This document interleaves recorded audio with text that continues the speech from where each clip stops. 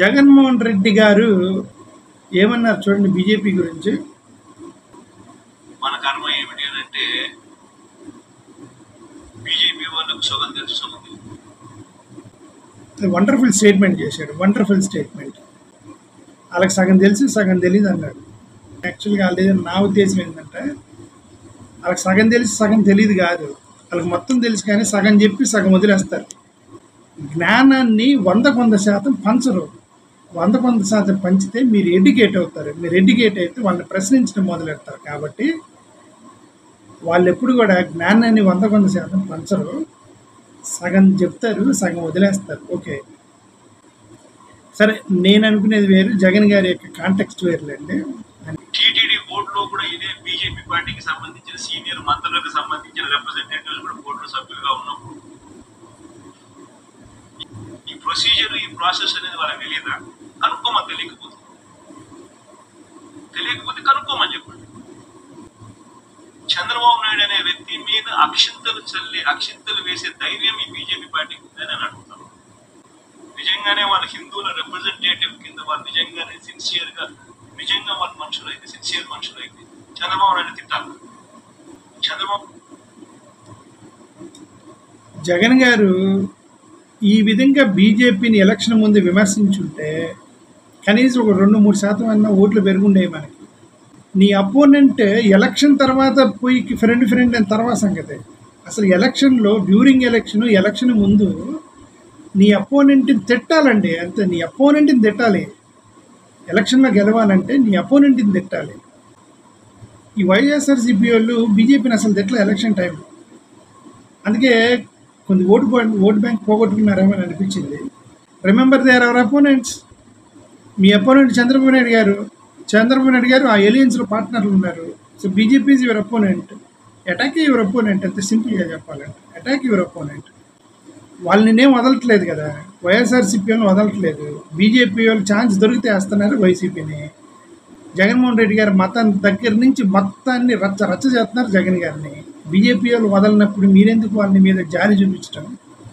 అంటే అటాక్ అంటే నా ఉద్దేశం ఏంటంటే పొలిటికల్గా క్రిటిసిజం అనేది చెయ్యాలి అనేది, అంతే.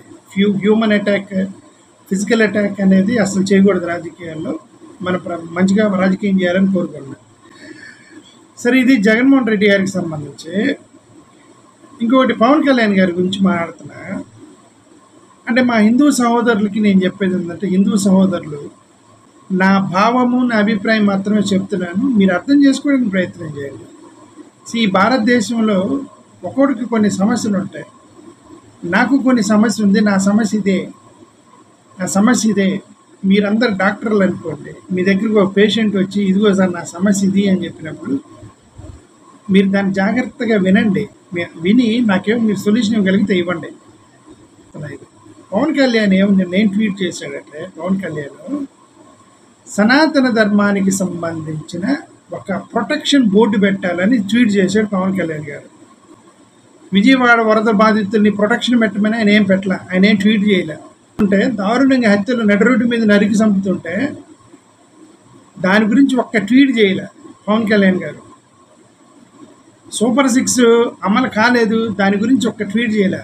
కానీ ఒకటి మాత్రం ట్వీట్ చేశాడు, చాలా హ్యాపీగా, చాలా ప్రౌడ్గా ట్వీట్ చేశాడు. ఏంటంటే సనాతన ధర్మాన్ని ప్రొటెక్షన్ చేయడానికి ఒక ఏదో బోర్డు పెట్టమని పెట్టాడు. సనాతన ధర్మ అనే దాన్ని నేను అపోజ్ చేయట్లా. సనాతన ధర్మం యొక్క అర్థం తెలుసుకోవడంలో నాకు వచ్చిన అనుమానాలు మీకు చెప్తున్నాను, అంతే. ఈ మాట పవన్ కళ్యాణ్ గారు పెట్టగానే అసలు సనాతన ధర్మం ఏంటి అనేది నేర్చుకుందాము, తెలుసుకుందామని నేను గూగుల్లోకి వెళ్ళి సనాతన ధర్మ అని కొట్టాను. వికీపీడియాలో ఒక డెఫినేషన్ వచ్చింది. సనాతన ధర్మ అనే దానికి ఒక డెఫినేషన్ వచ్చింది వికీపీడియాలో. అది మీకు లింక్ ఇస్తా, చూసుకోండి. లింక్ ఏం అవసరం లేదు, మీరు గూగుల్లో సనాతన ధర్మ అని కొట్టగానే వికీపీడియా ఓపెన్ అయిపోయింది. ఆ వికీపీడియాలోకి వెళ్ళి చదివితే ఇప్పుడు నేను చెప్పేది మొత్తం మీకు ఆ వికీపీడియాలో వస్తుంది. సనాతన ధర్మ అంటే ఏంటి అనేది దాన్ని చదివితే నాకు అర్థమైంది. ఒక పారాగ్రాఫ్ చదువుతున్నాను. అంటే పండిత్ శ్రద్ధారామ్ అనే వ్యక్తి 19వ శతాబ్దంలో ఈ యొక్క పదాన్ని, సనాతన ధర్మం అనే పదాన్ని పాపులరైజ్ చేశాడు. ఎందుకు అతను పాపులరైజ్ చేశాడంటే మిషనరీస్కి వ్యతిరేకంగా, అంటే క్రిస్టియన్ మిషనరీస్కి వ్యతిరేకంగా Hindu reformist such as Arya Samaj and Brahmo Samaj. Arya సమాజము, బ్రహ్మ సమాజము, క్రైస్తవ మిషనరీస్, వీళ్ళు ముగ్గురికి వ్యతిరేకంగా అతను పండిత్ శ్రద్ధారామ్ అనే వ్యక్తి సనాతన ధర్మం అనే పదాన్ని పాపులరైజ్ చేశాడట. ఈ సనాతన ధర్మం అనే పదం ఎక్కడ ఉంది అని అంటే భాగవత పురాణాలో ఉంది, మనుస్మృతిలో ఉంది. మరి భాగవత పురాణ, భగవద్గీత రెండు ఒకటేమో నాకు తెలియదు. భాగవత పురాణ ప్లస్ మనుస్మృతి అనే రెండు ప్లేసుల్లో సనాతన ధర్మం గురించి రాయబడి ఉంది. ఈ హిందూ వేదాలలో, భగవద్గీతలో, రామాయణము, మహాభారతం ఇట్లా చాలా స్క్రిప్ట్స్ ఉన్నాయి. ఈ స్క్రిప్ట్స్ అన్నిటిలో కొన్ని వందల పదాలు రాయబడి ఉంటాయి, కొన్ని వందల పదాలు. ఆ వందల పదాల్లో ఇదొక పదం, సనాతన ధర్మం అనే ఒక పదం. పదాన్ని మాత్రం, ఈ పదాన్ని తను డెవలప్ చేశాడు, దాన్ని హైలైట్ చేశాడు 19 చేశాడు. ఎందుకు హైలైట్ చేశాడట? ఇద్దరికి వ్యతిరేకంగా చేశాడట. ఒకరు ఆర్య సమాజ్ పెట్టిన దయానంద సరస్వతి, రెండు బ్రహ్మ సమాజం స్టార్ట్ చేసిన రాజా రామ్మోహన్ రాయ్. వీళ్ళిద్దరికి వ్యతిరేకంగా పండిత్ శ్రద్ధారామ్ అనే వ్యక్తి ఆ సనాతన ధర్మాన్ని పదాన్ని బయటికి తీసుకొచ్చాడు. ఏమన్నాడంటే, దయానంద సరస్వతి ఏంటంటే హిందూ సమాజం ప్రకారం ఆడపిల్లలకు చదువు చెప్పడానికి లేదు అనేది తప్పు, మీరు ఆడపిల్లలు కూడా చదువు చెప్పాల్సిందే అని చెప్పేసి ఆర్య సమాజ్ పెట్టి దయానంద సరస్వతి లాంటి ఒక గొప్ప వ్యక్తి ఫిమేల్ స్త్రీలకు కూడా మీరు చదువు చెప్పాలని చెప్పేసి ఒక సమాజం పెట్టాడు, ఆర్య సమాజాన్ని. స్త్రీలకు చదువు చెప్పమని, ఇంటర్ కాస్ట్ మ్యారేజ్లు చేసుకోవచ్చు అనేది ఈ రెండు ఆర్య సమాజ్ పెట్టి దయానంద సరస్వతి. దీనికి వ్యతిరేకంగా పండిత శ్రద్ధారామ్ గారు సనాతన ధర్మాన్ని డెవలప్ చేశారంటే అర్థం ఏంటి? నేను మిమ్మల్ని అడుగుతున్నా, నాకు వచ్చిన డౌటే, నేను చదువుతుంటే నాకు వచ్చిన డౌట్ అడుగుతాను మిమ్మల్ని. స్త్రీలకు చదువు చెప్పండి అని చెప్పినటువంటి ఆర్య సమాజాన్ని మీకు వ్యతిరేకంగా మీరు దాన్ని ఉద్యమం పట్టుకొచ్చారంటే స్త్రీలకు చదువు చెప్పొద్దనే కదా మీ అర్థం. హిందూ సమాజం ప్రకారం గతంలో స్త్రీలకు విద్య లేదు, అదెట్టమే స్త్రీలకు కూడా చదువు చెప్పాల్సిందని దయానంద సరస్వతి లాంటి వాడు ముందుకు వచ్చారు, వాళ్ళని వ్యతిరేకించారు. ఆయన మీద మర్డర్ అటెంప్ట్లు చాలా జరిగినాయి దయానంద సరస్వతి మీద. చివరికి అతను పాయిజన్ ఇచ్చి చంపేశారట దయానంద సరస్వతి గారు. Is also brahmin. Pandit Shraddharam గారు ఈయనకి వ్యతిరేకంగా ఆయన పట్టుకొచ్చారు సనాతన ధర్మం అని. నాకు అర్థమైంది ఇది వికీపీడియా చదువుతుంటే, మీకు లింక్ ఇస్తున్నా చదువుకోండి. ఇంకొకటి రాజా రామ్మోహన్ రాయ్ గారికి వ్యతిరేకంగా అంట. రాజా రామ్మోహన్ రాయ్ చేసింది #1 గ్రేట్ వర్క్ ఏంటి? రాజా రామ్మోహన్ రాయ్ చేసింది, రాజా రామ్మోహన్ రాయ్ కూలిన్ ప్రాక్టీసెస్కి వ్యతిరేకంగా పనిచేశాడు. కూలిన్ ప్రాక్టీసెస్ అంటే బెంగాల్లో కూలిన్ ప్రాక్టీస్ అని ఒకటి ఉండేది. అదేంటంటే ఇంటర్ క్యాస్ట్ మ్యారేజ్లు చేసుకుంటే చంపేస్తారు, చైల్డ్ మ్యారేజ్ చేసేస్తారు. భార్య చచ్చిపోతే, భర్త చచ్చిపోతే భార్యని కాల్ చేస్తారు కట్ల మీద పెట్టేసి. భర్త చచ్చిపోతే భార్యను కూడా చంపేస్తారు. కూలిన్ ప్రాక్టీసెస్ అంటారు వెస్ట్ బెంగాల్లో. ఈ దీంట్లో ఒకటి ఫేమస్ ఏంటంటే, కూలిన్ ప్రాక్టీస్లో ఫేమస్ ఒకటి ఏంటంటే, ఒక అమ్మాయి తనకంటే హైయర్ కులపోన్నే పెళ్లి చేసుకోవాలి కానీ లోయర్ కులపోన్ చేసుకుంటే చంపేయాలని ఉందండి కూలిన్ ప్రాక్టీస్లో. అబ్బాయిలు చేసుకోవచ్చు అండి. అబ్బాయి ఒక ఓసీ అబ్బాయి ఎస్సీ అమ్మాయిని చేసుకోవచ్చు అట, అది తప్పు లేదట. అంటే ఎస్సీలు ఎవరైనా అందమైన అమ్మాయిలు ఉండి అతనికి నచ్చితే చేసుకోవచ్చు అట. కానీ ఒక ఓసీ అమ్మాయి కనుక ఎస్సీ బీసీ ఎస్టీలో ఎవరైనా అమ్మాయిని చేసుకుంటే చంపేయాలని కూలిన్ ప్రాక్టీస్ ఉన్నారు వెస్ట్ బెంగాల్లో. దానికి వ్యతిరేకంగా రాజా రామ్మోహన్ రాయ్ ఫైట్ చేశాడు.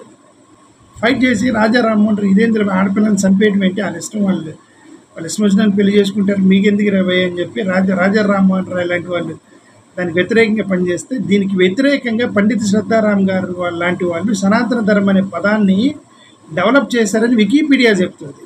నాకు తెలీదు, నాకు నిన్నటి వరకు తెలియదు, చదువుతుంటే నాకు అర్థమైంది. ఇంటర్ క్యాస్ట్ మ్యారేజెస్కి సనాతన ధర్మం వ్యతిరేకమనే కదా అర్థం. when you're opposing Raja Rammohan Rai who encouraged intercaste marriages, and when he opposed Arya Samaj Dayananda Saraswati who encouraged intercaste marriages, and వాళ్ళకి ఆల్టర్నేటివ్గా నువ్వు సనాతన ధర్మ అనేది పండిత శ్రద్ధారామ్ గారు దాన్ని డెవలప్ చేసినప్పుడు దీన్ని వ్యతిరేకిస్తున్నట్టే కదా అర్థం. ఇప్పుడు దాన్ని ప్రొటెక్ట్ చేయండి అని పవన్ కళ్యాణ్ గారు ట్వీట్ చేస్తున్నారు. ఓకే, ఇంకోటి కూడా చదువుతున్నారు దాంట్లోనే.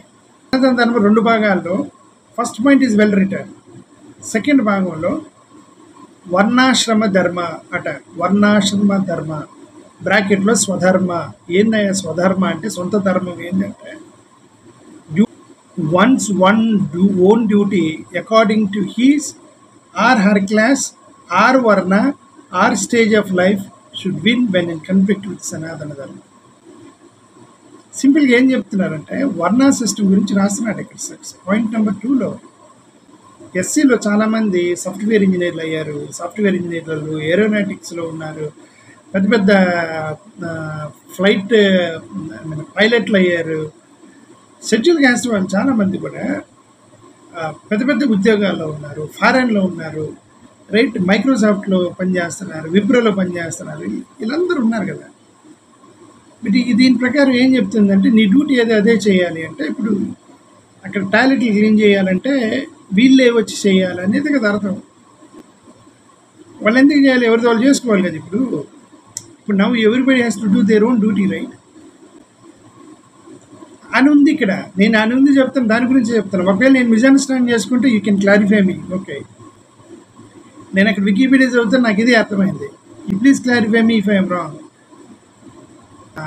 భారతదేశంలో సనాతన ధర్మం గురించి మాట్లాడేటువంటి వారిలో 100కి 99% దాని అర్థం కూడా తెలియదు, దాని చరిత్ర కూడా తెలియదు.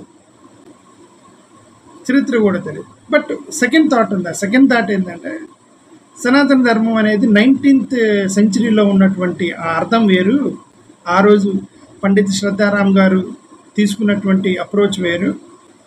ఆయన ఒక పెద్ద ఆయన అంటే ఆయన పాతకాలం మనిషి కాబట్టి ఇదిగో మన కట్టుబాట్లు దాటిపోవాలి. ఇప్పుడు కూడా చాలామంది ఉంటారు కదా. ఈ పండిత్ శ్రద్ధారామ్ గారు ఆ టైంలో రాజా రామ్మోహన్ రాయ్ గారిని, దయానంద సరస్వతి గారు లాంటి వాళ్ళు హిందూ రిఫర్మేషన్ తీసుకొస్తుంటే ఆయన అపోర్ట్ చేసి సనాతన ధర్మం అనే కాన్సెప్ట్ని పట్టుకొచ్చాను. కానీ పాతకాలం మనిషి. ఓకే, లేదు మన ధర్మం ప్రకారం ఇలానే నడవాలని ప్రయత్నం చేశాడు. ఇప్పుడు వల్ల లేదు, ఇప్పుడే చేయలేరు. ఇప్పుడు ఆడవాళ్ళు తిరగబడతారు. ఇప్పుడే మీకు చదువు లేదమ్మాయి, ఆడవాళ్ళు చదువుకోవడానికి లేదంటే వాళ్ళే తిరగబడతారు.